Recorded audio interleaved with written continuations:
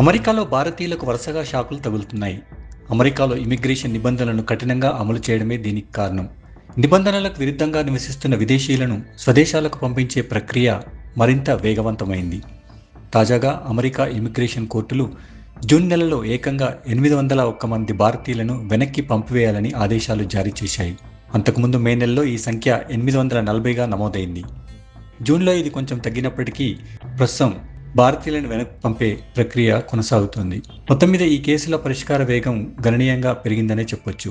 America వ్యాప్తంగా immigration కోర్టులు కేసులను కొంతకాలంగా వేగంగా విచారిస్తున్నాయి. మే నెలలో అన్ని దేశాలకు కలిపి 58,000 మందికి పైగా దేశం నుంచి పంపించేయాలని ఆదేశాలు ఇచ్చింది.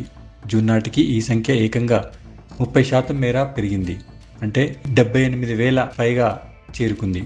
ఆసియా దేశాల నుంచి అత్యధికంగా డిపోర్టేషన్ ఆదేశాలు అందుకున్న ఏకైక దేశంగా ఇప్పుడు భారత్ నిలుస్తోంది. ఇందులో ఎక్కువ మంది పంజాబ్, గుజరాత్ రాష్ట్రాలకు చెందిన వారే ఉన్నారు. డిపోర్టేషన్ ప్రక్రియ సివిల్ వివాదం పరిధిలోకి వస్తుంది. అమెరికా హోంల్యాండ్ సెక్యూరిటీ విభాగానికి చెందిన ఐస్, బోర్డర్ పెట్రోల్ వంటి ఏజెన్సీలు నిబంధనలు ఉల్లంఘించిన వారికి ముందుగా నోటీసులు ఇస్తాయి.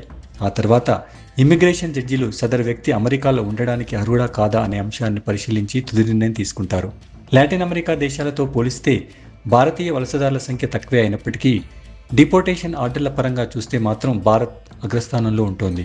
జూన్ నెలలో మెక్సికో అత్యధికంగా 15,000 మందికి పైగా రిమూవల్ ఆర్డర్లతో మొదటి స్థానంలో ఉండగా వెనిజులా, హోండాస్, గ్వాటెమాలా ఆ తర్వాత స్థానంలో నిలిచాయి. మొత్తం మీద అమెరికాలో చట్టబద్ధమైన పత్రాలు లేకుండా నివసిస్తున్న భారతీయులకు ఈ పరిణామాలు ఆందోళన కలిగిస్తున్నాయని చెప్పొచ్చు. ఇలాంటి పరిస్థితుల్లో బలవంతంగా పంపే వరకు చూడకుండా స్వచ్ఛందంగా వెనక్కి రావడం మంచిదని కూడా కొందరు సూచిస్తున్నారు.